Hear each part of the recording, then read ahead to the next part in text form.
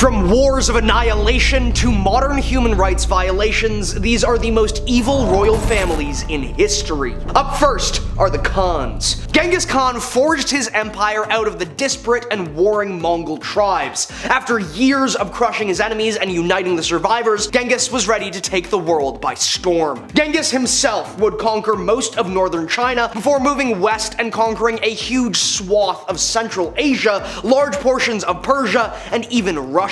Genghis Khan ended so many people that the reduction in industry and cooking fires actually temporarily cooled the planet. But the empire did not collapse when Genghis passed. His sons carried it on, and though they too had their own difficulties, they would continue expanding the empire deeper into Persia, into southern China and Vietnam, and even beyond Kiev and Novgorod. Genghis himself was responsible for the ending of 40 million people, but the empire continued for decades after his death. The full list of all the horrors Genghis and his sons enacted cannot be detailed here, and ranges from brilliant if disgusting tactics to punishments that are just outright horrifying. Next is the House of Osman. Named after Osman I, the House of Osman founded and ruled the Ottoman Empire for its entire centuries-long history. From 1299 to 1922, when the empire finally collapsed, it was run exclusively by this one family. Now, history has nuance, and we shouldn't paint with broad brushes, especially several centuries, but it's probably pretty reasonable to say the House of Osman did some utterly horrific things. From 1917 to 18, the Armenian people would be scapegoated for the brutal failures of the Ottomans in the First World War, along with many other cultural and social issues. 1 million Armenians would lose their lives from mass harm or long forced marches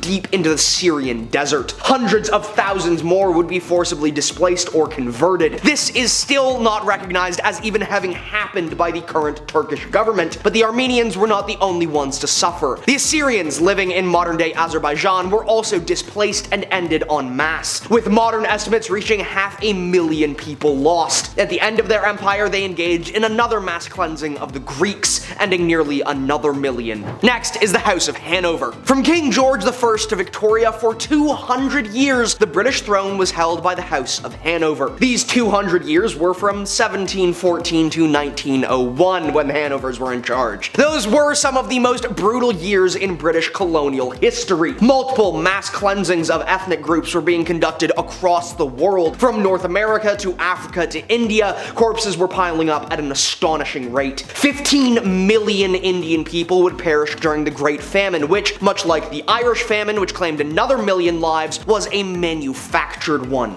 More than 100 million more Indians would lose their lives due to the extreme labor practices conducted by the British East India Company and the British Raj. In all, the House of Hanover would oversee the deaths of nearly 200 million civilians across 3 continents and 200 years. Next is the House of Saud. The House of Saud are the ruling royal family of Saudi Arabia and entered power in 1727. They're still in control of Saudi today, and you may be wondering, a theocratic monarchy in the 21st century? How did you do it? And the response would probably be horrific state-sponsored harm, secret police, a judicial system that is easily manipulated, and one of the worst and most harmful judicial states on Earth, second only to America. Journalists, clerics, princesses, and tourists are not immune either, and executions, or simply a lifetime of imprisonment without trial in some of the worst prisons on Earth, are incredibly common. Despite being one of the nations that violates human rights the most across the world, they are also a close and critical ally of the United States, so nothing is likely to happen.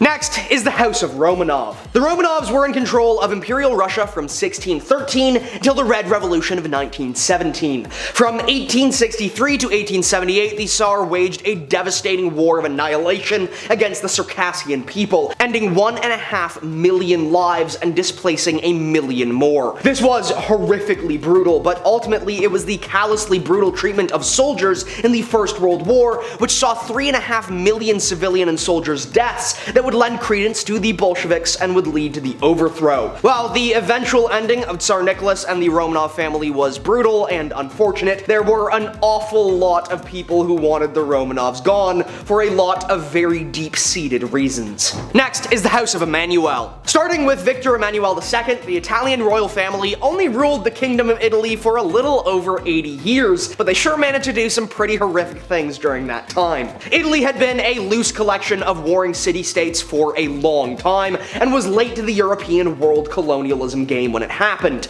But not wanting to be left out of the big kid group, the Italians decided to invade Ethiopia and do what the British, Dutch, and Germans had been doing to Africa for decades. They thought a sly treaty with Menelik II, where they tricked him into signing away all rights to his land, would let them mosey on in and become colonial powers. Except that the Ethiopians had never been conquered by any Western power and weren't about to start. Despite the Italian failure to invade following a brutal but short war, the Italians left. For now. Next is the House of Dracul. Vlad Dracul, Lord of Wallachia, was known as Vlad the Impaler and is famed for his brutality and cruelty. While to the people of Romania he is seen as a protector, to many others he was a vile and brutal ruler. But Vlad isn't the only one to blame. His father, Vlad the Dragon, was an equally cunning and ruthless ruler who also couldn't give two craps about his sons. Vlad was given as a hostage to the Ottomans to ensure his father's loyalty, except his father didn't care and he rebelled anyways. The Ottomans, though, realized that if Vlad's father didn't care about him, then ending Vlad probably wouldn't get them anywhere, and so instead they helped Vlad raise an army of his own to overthrow his father, only for Vlad, like father like son, to betray the Ottoman Empire. His brutal tactics of impaling and worse have been justified by many historians as the only way he could keep his small kingdom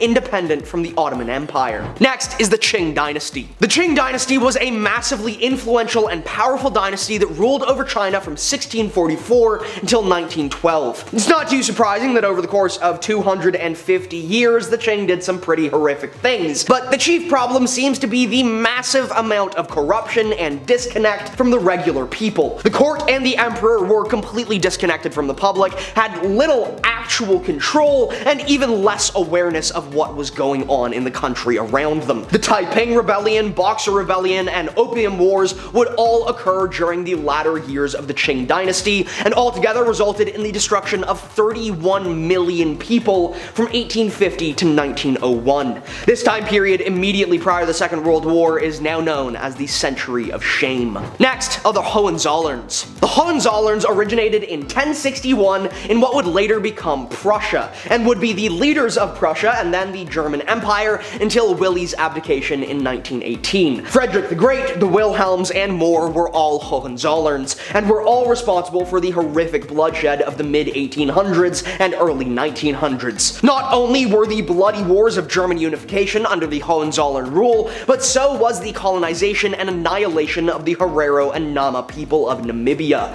Hundreds of thousands were marched into the desert with no supplies, or simply butchered where they stood. Thousands more would be forced into concentrating camps like Shark Island. Many of the people directly responsible for these crimes would return to Germany and educate the next generation of mass slayers, many of whom had critical roles to play in the Shoah. It wouldn't be until 2011 that 300 of the stolen Herero and Nama skulls would be returned to Namibia. And finally are the Habsburgs. The Habsburgs ruled both Spain and much of the Holy Roman Empire and did some pretty horrific things in both. Following the fall of the HRE, the Habsburgs wound up being Austrian royalty and oversaw numerous horrific annihilations in Serbia during their occupation. But the Spanish weren't much better, with the Habsburgs having been in power for the entire history of Spanish colonialism. If you thought British colonialism was bad, get ready for the Spanish. Huge levels of destruction and death were dealt out throughout South America and the southern portion of North America.